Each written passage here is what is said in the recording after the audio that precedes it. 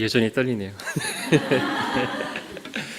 네, 사랑하는 상록교회 성도 여러분, 안녕하십니까? 오늘도 예배에 오신 여러분에게 하나님의 사랑과 은혜가 충만하게 임하실 줄 믿습니다. 오늘 말씀은 고린도전서 1장 4절부터 8절까지 말씀입니다. 고린도전서 1장 4절부터 8절까지 말씀입니다. 네, 같이 교독하겠습니다. 그리스도 예수 안에서 너희에게 주신 하나님의 은혜로 말미암아 내가 너희를 위하여 항상 하나님께 감사하노니 이는 너희가 그 안에서 모든 일 곧 모든 언변과 모든 지식의 풍족함으로 그리스도의 증거가 너희 중에 견고하게 되어 너희가 모든 은사에 부족함이 없이 우리 주 예수 그리스도의 나타나심을 기다림이라. 주께서 너희를 우리 주 예수 그리스도의 날에 책망할 것이 없는 자로 끝까지 견고하게 하시리라. 아멘. 네, 오늘 말씀은 고린도 교회에 보낸 바울의 편지입니다. 바울은 교회들을 향해서 편지를 굉장히 많이 남겼는데요. 우리가 일반적으로 편지 내용을 보면 편지를 보낸 사람이 받는 사람을 어떤 태도와 또 어떤 시선으로 바라보는지가 잘 나타나 있습니다. 예를 들어서 여러분들이 누군가의 연애 편지를 보면 어떻습니까? 굳이 누가 누구한테 보내는지 보지 않아도 보낸 사람이 상대방을 얼마나 사랑하고 아끼는 태도를 취하고 있는지가 잘 나타나 있습니다. 혹은 이제 전쟁 중에 나간 병사가 가족들에게 쓴 편지를 보게 되면 가족들을 얼마나 그리워하고 있고 애타게 함께하기를 원하고 있는지 그런 모습들이 잘 나타나 있죠. 우리 교회도 가끔 편지를 받습니다. 누구한테 받냐면 신천지, 인터콥, 여호와의 증인, JMS 이런 데서 편지를 받아요. 내용 증명해가지고 이렇게 옵니다. 그 편지를 보면 굳이 이렇게 어디서 보냈는지 보지 않아도 우리 교회를 향한 그 분노와 적개심이 잘 나타나 있습니다. 그래서 우리가 바울이 보낸 이런 편지들을 보면 바울이 교회를 어떤 태도로 대했고 또 어떤 시선으로 바라봤는지를 잘 배울 수가 있습니다. 그래서 오늘 본문 말씀을 통해서 바울이 교회를 향해서 어떤 태도와 어떤 시각으로 교회를 바라보았는지, 그리고 우리도 교회를 어떤 태도와 시선을 가지고 바라봐야 할지에 대해서 함께 살펴보는 시간이 되었으면 좋겠습니다. 바울이 교회들을 향해서 보냈던 편지들의 특징 중에 하나는 뭐냐면 편지를 보낼 때도 일정한 형식이 있거든요. 그래서 바울이 보낸 편지를 여러분들이 보시면 일정한 형식을 통해서 기록된 걸 보실 수 있을 거예요. 우리도 편지를 쓸 때 보면 하고 싶은 말만 다짜고짜 적어 보내는 사람 없죠. 나름대로 형식이 있습니다. 예를 들면 누구누구에게 누가 받는지 먼저 쓰죠. 그리고 안녕하세요, 저는 누구누구입니다. 보내는 사람이 누군지를 밝히고 어느덧 추운 겨울이 지나가고 따뜻한 봄이 되었습니다. 문안 인사 같은 거를 합니다. 그리고 나서 뭘 적습니까? 하고 싶은 본론의 말을 적게 되죠. 끝날 때도 그냥 할 말을 끝났다고 끝내는 게 아니라 다음에 다시 만나 뵐 때까지 안녕히 계십시오 라든지 끝인사를 하고 마치고는 합니다. 마찬가지로 바울도 당시에 편지를 보낼 때 나름대로 정해진 형식에 따라서 적었어요. 그런데 그 형식에 있어서 항상 빠지지 않았던 것 중에 하나가 뭐냐면 감사와 송영 단락이에요. 바울은 교회를 향해서 편지를 보낼 때 갈라디아서를 제외하고는 항상 감사하는 단락을 넣었습니다. 그리고 오늘 말씀의 1절에서 3절까지는 발신자와 수신자 그리고 바울이 했던 문안 인사 내용이 나오고요. 오늘 본문 말씀이 바로 바울이 했던 감사와 송영 단락입니다. 그래서 바울이 했던 감사를 한번 읽어보시면 어떤 느낌이 드시나요? 보니까 바울이 고린도 교회를 향하여서 항상 하나님께 감사를 한대요. 왜냐하면 고린도 교회가 언변과 지식에 풍족하고 그리스도의 증거가 견고하게 되어서 은사의 부족함이 없이 예수 그리스도 나타나심을 기다리고 있다고 해요. 8절에서 보면 너희를 예수 그리스도의 날에 책망할 것이 없는 자로 끝까지 견고하게 하실 것이다 라고 감사하는 이야기를 하고 있습니다. 이 말만 보면 고린도 교회가 굉장히 좀 훌륭하고 좋은 교회였던 것 같아요. 그렇죠? 안 그렇습니까? 굉장히 훌륭한 교회였던 것처럼 보여집니다. 그런데 우리가 그 이후의 내용, 고린도전서를 찬찬히 읽어보다 보면 이 감사 내용이 고린도 교회에 굉장히 어울리지 않는다라는 것을 쉽게 발견할 수가 있어요. 실제로 감사달락이 끝나고 10절부터 바로 나오는 게 뭐냐면 책망입니다. 고린도전서는 거의 모든 내용이 책망과 교훈으로 이루어져 있어요. 그러면 바울이 도대체 어떤 상황 속에서 고린도 교회를 향해서 감사를 할 수가 있었는가? 우리가 이 편지를 더 정확히 이해를 하려면 똑같은 말이라고 할지라도 어떤 상황과 배경 속에서 이 말을 했는지를 조금 이해를 하실 필요가 있습니다. 그래서 잠깐 이제 고린도 교회에 대해서, 당시 고린도라는 도시에 대해서 좀 설명을 드리도록 하겠습니다. 여러분 성지 여행 갔다 오신 분들은 아실 거예요. 고린도가 어디쯤에 있었는지. 고린도는 고대 그리스의 도시들 중에서 굉장히 힘 있는, 전통적으로 거대한 도시들 중에 하나였습니다. 근데 예수님께서 오시기 전에 146년경에 그리스의 도시들이 연합해가지고 로마의 반기를 들었어요. 그리고 여러분들이 흔히 아시는 아테네 잘 들어보셨죠? 스파르타 들어보셨죠? 영화 300 있잖아요. 네, 그런 스파르타 같은 도시, 고린도 같은 도시들이 주축이 돼가지고 로마의 반란을 일으켰습니다. 반란을 일으켰다가 어떻게 됐을까요? 네, 쫄딱 망했습니다. 그래서 이제 로마는 반란을 일으킨 이 도시들에 대해서 좀 본보기로 뭔가를 보여주고 싶었어요. 근데 로마는 헬라 문화를 굉장히 좋아했거든요. 그래서 아테네나 스파르타 같은 나라들은 헬라 문화와 어떤 역사적인 정통성이 너무나 깊기 때문에 그 도시를 훼손하고 싶지가 않은 거예요. 반면에 고린도라는 도시는 굉장히 거대한 도시이면서도 어떤 헬라 문화로서, 도시로서의 어떤 중요도는 조금 떨어지는 도시였습니다. 그래서 본보기로 고린도 같은 커다란 도시를 잡아서 도시를 완전히 지도상에서 지워버립니다. 그래서 그 이후로 약 한 100년간 고린도는 없어진 도시가 되었어요. 그러다가 로마에서 그 군인들에게 그 땅을 주면서 고린도라는 도시를 재건하도록 하였습니다. 근데 고린도가 위치가 굉장히 좋아요. 그 지도를 한번 보여주시겠어요? 저희가 고린도인데 지금 그리스 아래쪽에 펠로폰네소스 반도거든요. 거기서부터 그리스 본토로 이어지는 길목에 고린도가 위치하고 있습니다. 그리고 지금 항구 도시예요. 오른쪽으로 하면 뭐가 나오냐면 소아시아, 지금 터키 지역이 나오죠. 조금 아래쪽으로 가면 이집트, 애굽 쪽이 나옵니다. 위로 건너가면은 유럽 대륙으로 뻗어나갈 수가 있어요. 그러니까 온갖 인종들이 다 모이는 교통의 요충지였습니다. 그렇다 보니까 이 도시가 굉장히 급속도로 팽창해 갔습니다. 근데 이 도시는 전통적으로 어느 도시였냐면 헬라 도시였죠. 그리고 당시 로마는 헬라 문화를 좋아했기 때문에 헬라 문화가 그 도시에서 자연스럽게 꽃피워졌습니다. 그리고 그곳에는 온갖 인종들과 온갖 나라 사람들이 모이는 곳이 되었어요. 그렇다 보니까 고린도라는 도시가 가지고 있는 여러 가지 문제점들이 있었어요.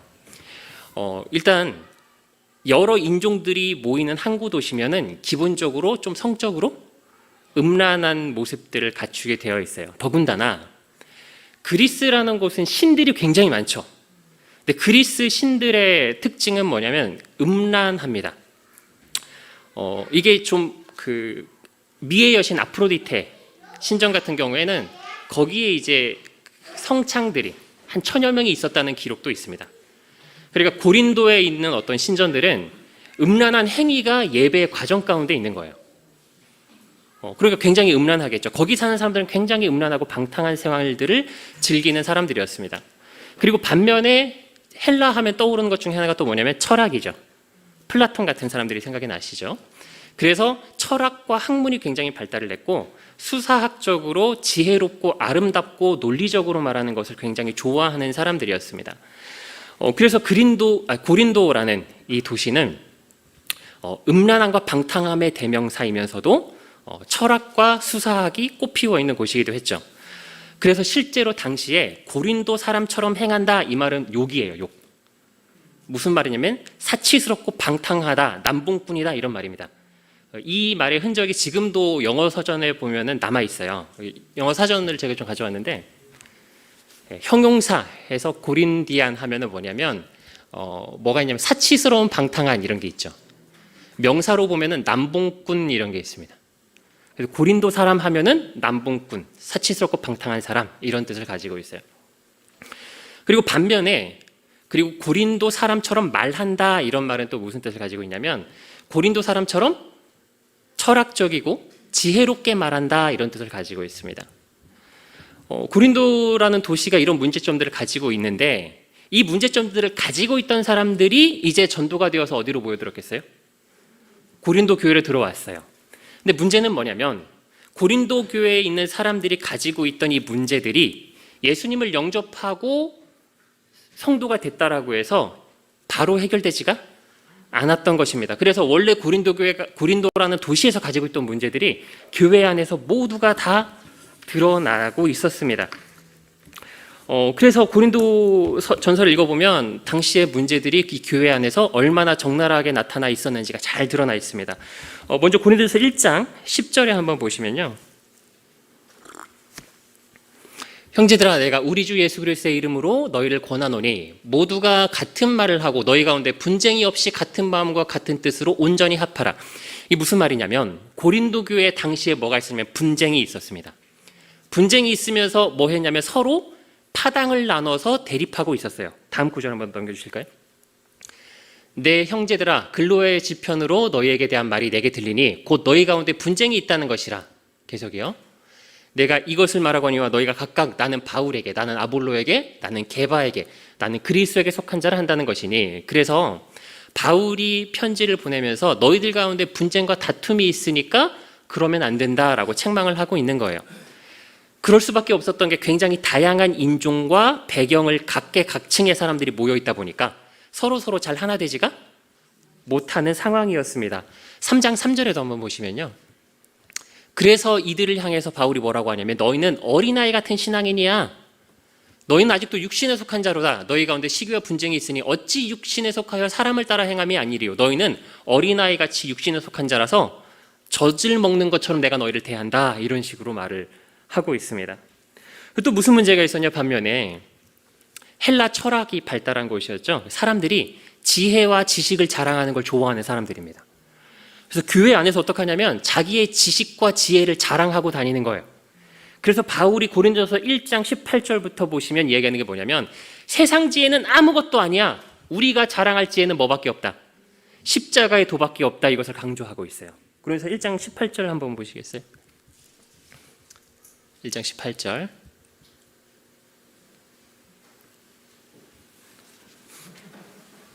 네, 제가 읽겠습니다. 네.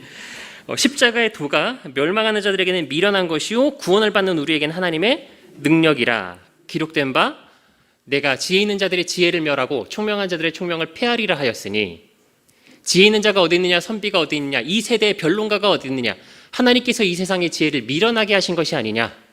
하나님의 지혜에 있어서는 이 세상이 자기 지혜로 하나님을 알지 못하므로 하나님께서 전도에 미련한 것으로 믿는 자들을 구원하시기를 기뻐하셨도다. 유대인은 표적을 구하고 헬라인은 지혜를 찾아나게. 헬라 사람들은 지혜를 찾는 사람들입니다. 그걸 자랑하는 사람들이에요. 그 3장 18절에도 보시면요. 네, 아무도 자신을 속이지 말라. 너희 중에 누구든지 이 세상에서 지혜 있는 줄로 생각하거든 어리석은 자가 되라. 그리하여야 지혜로운 자가 되리라. 이 세상 지혜는 하나님께 어리석은 것이니 기록된 바 하나님은 지혜 있는 자들로 하여금 자기 꾀에 빠지게 하시느니라 하였고 또 주께서 지혜 있는 자들 생각을 헛것으로 하신다 하셨느니라. 그래서 이 세상의 지혜 자랑하는 것은 다 뭐다? 헛것이다. 이렇게 책망하고 있는 것입니다. 그리고 고린도라는 도시는 말씀드렸던 것처럼 음행하는 일이 많다고 했잖아요. 그래서 이 교회 안에서도 여전히 음행하는 일이 많이 나타나 있습니다. 5장 1절 말씀을 한번 보시면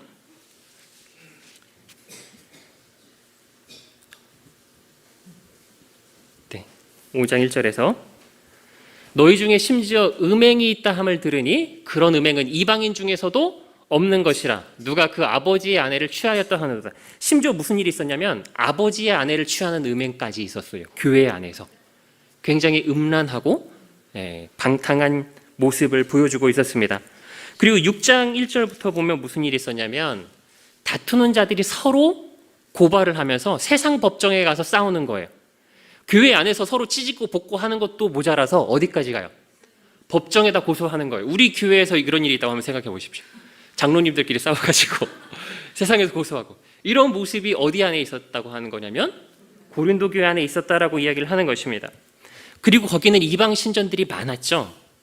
그래서 이방 신전에서 행하던 습관을 버리지 못하고 우상 숭배하는 그 신전 안에서 우상의 제물을 먹는 일들이 발견되고 있었어요. 고린도전서 8장에 한번 보시면, 한번 띄워주실까요? 네, 10절에서 지식 있는 내가 우상의 집에 앉아 먹는 것을 누구든지 보면, 무슨 얘기냐면 우상의 제물이 아무것도 아니라는 지식이 있는 사람이 어디에서 우상의 제물을 먹었어요? 우상의 집은 이방 신전을 말하는 겁니다. 이방 신전에서 친구들과 어울리면서 우상에게 드려진 제물을 먹는 습관대로 여전히 그렇게 행하고 있는 거예요. 물론 우상에게 드려진 제물을 먹는 것이 아무것도 아니지만 그 모습을 보면 믿음이 약한 자가 실족하지 않겠냐라고 책망하고 있는 겁니다. 네, 굉장한 교회죠. 네. 자, 그리고 11장에 한번 보겠습니다. 11장 21절 한번 보시면 성만찬을 할 때 또 무슨 일이 있었냐? 각계 계층의 사람들이 다 모여 있다 보니까 부자들은 있는 게 많잖아요. 자기들끼리 모여가지고 풍족하게 먹고 마시는 겁니다.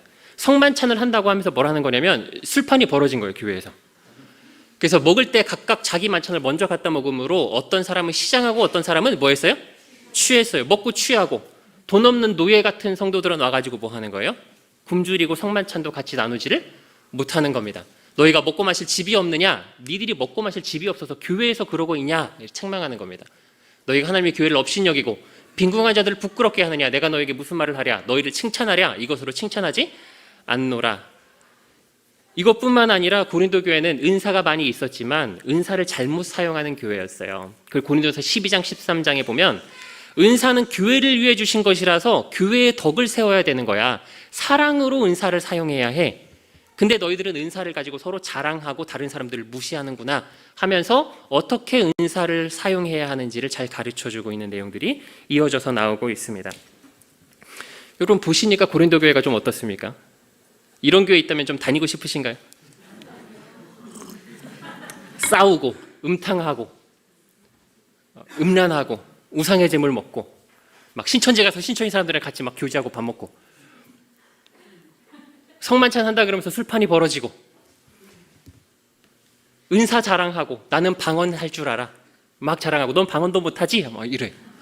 그런 교회 누가 갖고 싶겠습니까? 그런데 이런 교회를 향해서 바울이 지금 뭐 하고 있는 거냐면 감사하고 있는 거예요. 바울이 어떻게 이런 교회를 향해서 포기하지 않고 여전히 감사할 수 있었을까요? 여기서 나타나 있는 바울의 태도는 뭐냐면 이 교회를 포기하지 않고 여전히 참음으로 견디고 믿고 소망하고 있습니다. 이 교회가 지금 모습은 설령 이럴지라도 하나님께서 이 교회를 변화시켜 주시고 고쳐 주시고 하나님 보시기에 부끄러울 거 없는 모습으로 영화롭게 하실 것에 대한 믿음을 잃지 않고 있는 거예요. 그리고 긍정적인 모습으로 그 교회를 바라보고 있는 것입니다. 오늘 본문 말씀을 이제 다시 한번 보겠습니다.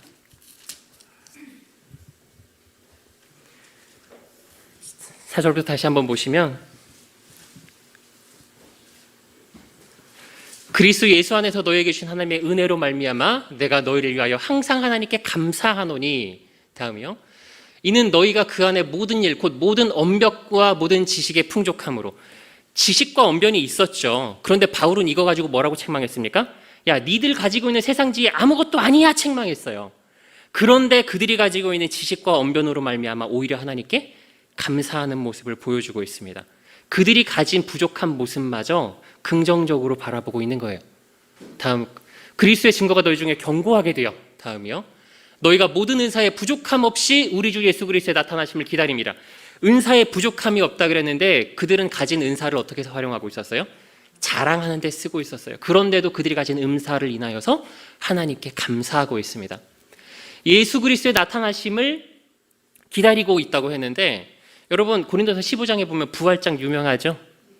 부활에 대해서 없다고 주장하는 사람들도 있었고 부활에 대한 지식이 잘 없는 사람들이었어요. 그럼에도 불구하고 부족한 것이 없이 예수 그리스도의 날을 기다리고 있다라고 이야기하고 있습니다. 그리고 뭐라고 하냐면 예수 그리스도의 날에 책망할 것이 없는 자로 끝까지 견고하게 하시리라. 이런 모습의 교회를 향해서 책망할 것이 너무 많은 그 교회를 향해서 책망할 것이 없는 자로 끝까지 견고하게 해주실 것이라는 믿음을 가지고 그들을 향해서 감사하는 편지를 보내고 있는 것입니다. 여러분, 이것이 바울이 교회를 바라보는 시선이었고 하나님께서 우리 교회를 바라보는 시선입니다. 여러분, 교회는 완벽하지가 않아요. 그래서 우리가 어떤 태도를 바라보고 어떤 시각으로 교회를 바라보느냐에 따라서 그 교회는 엉터리 같은 교회처럼 느껴져서 불평, 불만이 가득할 수도 있고, 그 교회가 너무 훌륭한 교회처럼 여겨지고 감사가 가득할 수도 있습니다. 여러분, 감사할 만해서, 믿을 만해서, 소망할 만해서 소망하고 믿고 감사하는 것은 누구나 할 수 있어요. 그런데 우리 교회 안에 설령 믿을 만한 모습이 없고 소망할 만한 것이 없어 보일지라도 우리가 우리의 모습을 바라보는 것이 아니라 우리를 결국에 견인하시고 견고하게 하시고 변화시켜 주실 하나님을 바라보고 믿을 때 교회를 향해서 감사하는 태도를 잃지 않을 수가 있습니다. 여러분, 우리 교회도 그래도 여기 계신 분들은 훌륭하셔서 다들 교회를 향한 불평불만이 많지 않으신 것 같아요. 근데 불평하려고 하면 우리 교회도 불평할 게 많아요. 그죠? 주차장도 없고 예배당 내려오려면 좁아가지고 부대 껴야 되고 밥 먹는데도 좁고 구조는 또 얼마나 복잡한지 어디가 어딘지도 모르겠고 화장실 한번 가려면 몇 층을 왔다 갔다 해야 되고. 저도 그래가지고 처음에 교회 왔을 때 처음에 왔을 때는 제가 테러하러 왔을 때 말하는 겁니다. 어디가 어딘지 모르겠더라고요. 나는 분명히 여기로 올라왔는데 어느새 다른 건물에 가 있어요. 어디로 나가야 될지도 모르겠고. 여러분, 구조가 복잡하니까 익숙한 우리한테는 괜찮은데 이단들이 침투했을 때 너무 좋아요. 그렇죠? 주차장은 좁지만 지하철역에 가까워서 대중교통으로 쉽게 올 수 있습니다. 우리 사랑하는 성도들과 어떻게 할 수 있어요? 좁으니까 더 긴밀하게 부대끼면서 지낼 수 있어요. 우리가 어떻게 바라보느냐에 따라서 불평이 될 수도 있고 감사가 될 수도 있는 것입니다. 우리 성전 건축하는 것도 마찬가지예요. 성전 건축하는데 가장 걱정이 되는 게 이거에 대해 시험 드는 분들이 혹시 계실까 봐 이게 제일 걱정이 되더라고요. 당연히 그런 분들이 많지 않으신 것 같긴 합니다만은 성전 건축하는 것도 지금도 그렇게 좁지 않은 것 같은데 뭐하러 멀어지고 돈도 내야 되고 대중교통도 불편해지고 불평하려면 불평할 것들이 너무나 많습니다. 그런데 이걸 우리가 감사하며 바라보려고 하면 다 감사할 거예요. 조금 멀어져도 감당할 만해요. 그러면 훨씬 더 우리가 교제할 수 있는 공간도 넓어지고 더 좋은 환경에서 예배드릴 수 있고 아이들도 더 안전한 곳에서, 여기 교회가 사실 아이들이 놀기 조금 위험한 곳들이 많잖아요. 훨씬 더 안전한 곳에서 아이들도 마음껏 뛰놀 수 있습니다. 교회에서. 그러면서 성장할 수가 있어요. 무엇보다 우리가 교회를 이사 가면 영혼구원 사역을 너무나 훌륭하게 더 잘 감당할 수 있어요. 나쁘게 보는 사람들은 교회가 여기밖에 없습니까? 교회 커가지고 빈자리 있는 교회 얼마나 많은데 왜 굳이 우리 교회를 크게 지어야 됩니까? 이럴 수도 있어요. 그런데 여러분, 이만희가 조만간 죽어요. 그리고 정명석, 한학자, 장길자 다 43년생, 45년생 이렇습니다. 죽을 날이 머지 않은 사람들입니다. 그럼 여러분, 우리나라의 그 거대한 이단 교주들이 하나하나 죽으면 거기 있는 사람들 옛날에 박태선 죽었을 때처럼 우르르 빠져나갈 거예요. 수만 명, 수십만 명에 이르는 사람들이 원래 교회에 있다가 이단의 미혹 가운데 고통스러워하던 그 사람들이 거기서 이탈하게 돼요. 근데 그 사람들이 갈 교회는 많은데 갈 교회가 없어요. 이단에 있다 나오면 내가 속아 있었다는 것에 대한 어떤 좌절감, 절망감, 죄책감, 공허함 때문에 그 상처를 감당하기도 어렵습니다. 너무 절망스럽고 이제 내 인생 끝난 것 같아요. 우울합니다. 힘을 내서 교회로 와보고 싶어도 워낙 이단 단체에서 교회는 바벨론이고 썩어버린 곳이라는 부정적인 이야기를 많이 들어서 교회 가봤자 하나님이 안 계실 것 같아요. 그래도 어디 의지할 데가 없어서 용기를 내서 교회 한번 가보면 자기의 아픔을 받아줄 수 있는 교회가 있습니까? 나 이단에 빠졌던 거 어디 가서 얘기하겠어요? 어디 가서 공감받고 어디 가서 그 상처를 위로받고 이야기할 수 있겠습니까? 근데 상록교회 나오면 JMS 출신들도 있고 안사홍 출신도 있고 신천지 출신도 있고 홍해선 출신도 있고 다 있어요.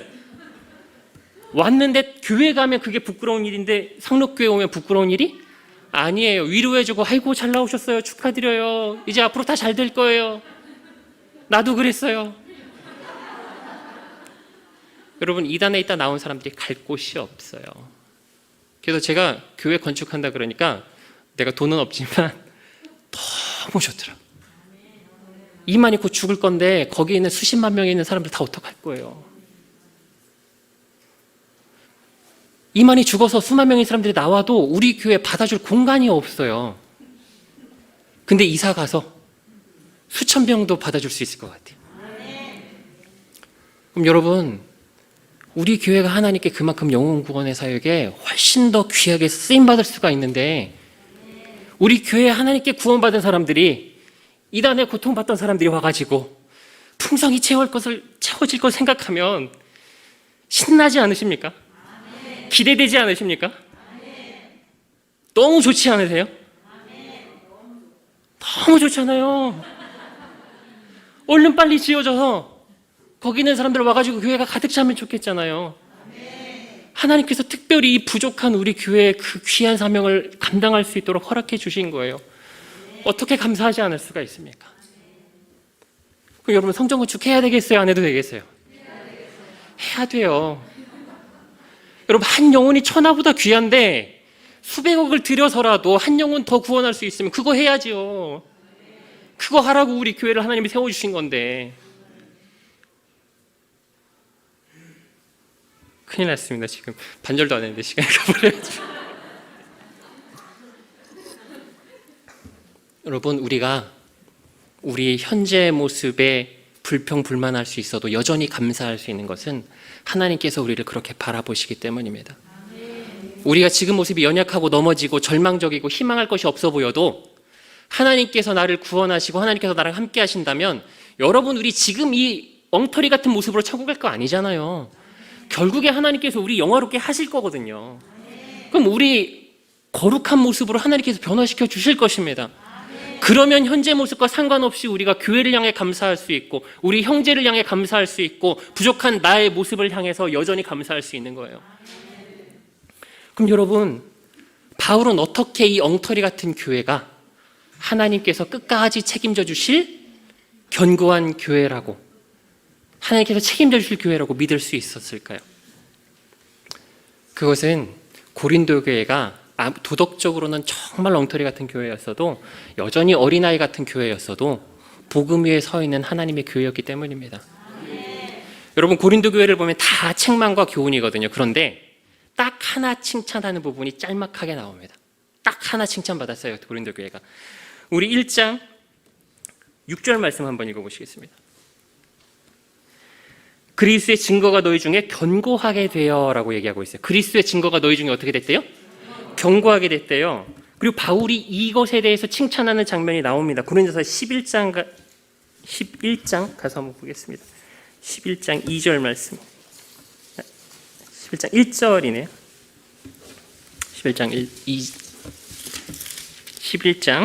2절입니다. 죄송합니다. 11장 2절 말씀.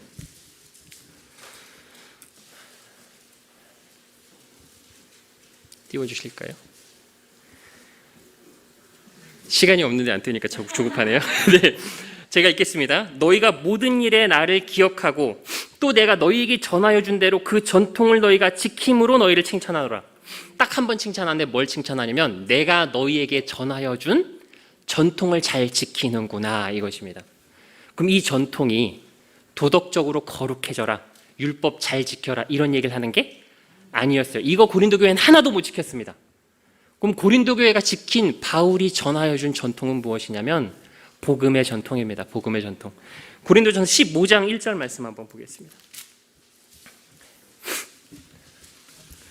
바울이 그들에게 무엇을 전했느냐? 15장 1절에 보시면, 형제들아, 내가 너희에게 전한 복음을 너희에게 알게 하노니 이는 너희가 받은 것이요 또 그 가운데 선 것이라. 고린도 교회 가운데 바울이 뭘 전했냐면 복음을 전했습니다. 그리고 고린도 교회가 그 가운데 뭐 있다고 말해요? 서 있다라고 말합니다. 고린도 교회는 굉장히 엉터리 같은 교회였어도 복음 위에 서 있는 교회였습니다. 그러니까 복음 위에 서 있는 교회라면 하나님께서 그 교회를 이렇게 엉터리 같은 모습으로 버려두지 않으실 것이라는 믿음이 바울에게 있었던 거예요. 그래서 본문 말씀 8절에서 뭐라고 이야기하냐? 주께서 너희를 우리 주 예수 그리스도의 날에 책망할 것이 없는 자로 끝까지 견고하게 하시리라. 하나님께서 너희를 지금은 이렇게 책망할 것이 가득하지만 책망할 것 없는 모습으로 견고하게 해주실 거야 라는 믿음을 가지고 감사하고 있는 거예요. 여러분, 고린도 교회가 바울이 전한 전통 위에 서 있었죠. 우리 교회도, 상록교회도 복음 위에 서 있는 교회입니다. 이게 우리 교회가 우리가 뭐 외형을 자랑하겠습니까? 뭘 자랑하겠습니까? 우리 교회가 자랑할 수 있는 건 복음밖에 없어요. 바울이 전한 편지들이 지금 우리에게도 잘 전해져 있습니다. 그리고 바울이 전한 그 편지들을 우리가 그대로 뭐 하고 있어요? 믿고 지키고 전하고 있습니다. 우리도 바울이 전한 복음 위에 서 있다면 바울이 고린도 교회를 바라보면서 감사하고 여전히 소망과 믿음을 가지고 그 교회를 바라보았던 것처럼 바울이 지금 하늘에서 우리 교회를 바라볼 때 어떻게 보겠어요? 동일한 소망과 믿음으로 우리 교회를 바라보고 있을 거예요. 하나님께서 우리 교회를 어떻게 보시겠습니까? 동일한 소망과 믿음으로 바라볼 것입니다. 그래서 여러분, 복음 위에 서 있는 교회는 무슨 일이 있어도 망하지 않아요. 하나님께서 끝까지 책임지시기 때문입니다. 여러분, 그럼 우리 교회도 망하지 않아요. 빚을 많이 지니까 걱정되시죠? 하나님께서 복음을 전파하는 이 사명 감당하게 하시려면 우리 교회 망하게 하시겠습니까? 우리 교회 망하지 않습니다. 우리 역시 복음 위에 서 있는 교회이기 때문입니다. 말씀을 마쳐야 될 시간이 되었습니다. 그런데 여러분, 반면에 갈라디아 교회 같은 경우를 보면 갈라디아 교회는 외형적으로는 고린도 교회보다 훨씬 나았을 거예요. 왜냐하면 갈라디아 교회 사람들은 할례 받고 율법 지켜서 구원받으려고 했거든요. 율법 지켜서 구원받으려고 했으면 도덕적으로 훨씬 더 경건한 모습이었을 거예요. 그래서 실제로 갈라디아서를 보면은 도덕적인 문제로는 별로 책망을 받지 않았습니다. 그런데 유일하게 바울이 감사하지 못했던 교회가 갈라디아 교회예요. 겉보기에는 갈라디아 교회가 고린도 교회보다 훨씬 훌륭해 보였을지 몰라도 고린도 교회는 복음 위에 있었던 반면에 갈라디아 교회는 다른 복음을 쫓아갔기 때문입니다. 그래서 갈라디아서를 쓸 때만큼은 바울이 감사하지 못해요. 여러분, 형식을 파괴하는 것은 뭔가 의도가 있는 거예요. 그렇죠? 우리도 뭔가 분노할 일이 있고 화가 나요. 우리 전화할 때도 보통 형식이 있습니다. 안녕하세요. 저는 누구누구인데 누구누구 맞으시죠? 잘 지내셨나요? 다름이 아니라 제가 여차여차해서 전화를 드렸습니다. 뭔가 그래도 인사라도 하고 소개를 하잖아요. 그런데 막 화가 머리 끝까지 났어요. 그럼 전화해서 어떻게 해요? 하자면 넌 뭐하는 새끼야? 누군지도 모르는데 다짜고짜 누구신데요? 그래서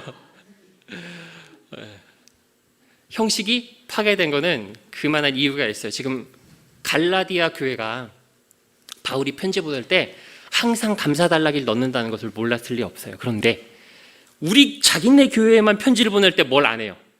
감사를 안 해요. 바울이 지금 화가 머리끝까지 났구나. 뭐 때문에요? 다른 복음을 따라갔으니까. 여러분, 아무리 겉보기에 휘황찬란하고 감사할 게 많아 보이는 교회여도 복음에서 떠났으면 소용없습니다. 소용없어요. 감사할 수 없는 거예요. 그런데 복음 위에 서 있다면 우리는 여전히 희망이 없습니다. 말씀을 마쳐야 될 시간이 돼가지고 반쯤 한 것 같은데 다음에 이어서 하겠습니다. 여러분, 이건 우리가 교회를 향해서만 가져야 될 태도와 시선이 아니에요. 우리 옆에 있는 사람들도 안 바뀌는 것 같죠? 왜 쟤는 몇십 년이나 아직도 저 모양이야? 그런데 여러분, 그 사람이 복음 위에 서 있고 복음에서 떠나지 않았다면 하나님께서 그 사람 인생 끝까지 책임지시고 인도해 주시고 지켜주실 거예요. 그러면 그 사람을 향해서도 우리가 뭐 할 수 있어요? 여전히 소망하고 여전히 믿고 여전히 감사할 수 있습니다. 여러분, 혹은 나 자신을 볼 때 그렇습니다. 저도 그래요. 설교 준비하면서도 그랬어요. 이렇게 엉터리 같아가지고 내가 어떻게 설교를 할까? 그래도 떨리는 마음으로 이 자리에 올 수 있습니다. 왜냐하면 그래도 하나님께서 내 부족한 거 다 아시고 택해 주시고 세워 주셨는데 하나님이 책임져 주시겠지. 하나님이 인도해 주시겠지.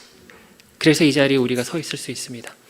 여러분 모습이 절망스럽고 나는 왜 이따위일까? 내 인생은 왜 이런 모양일까? 때때로 낙담하고 한숨 쉬게 되고 절망적일 수도 있습니다.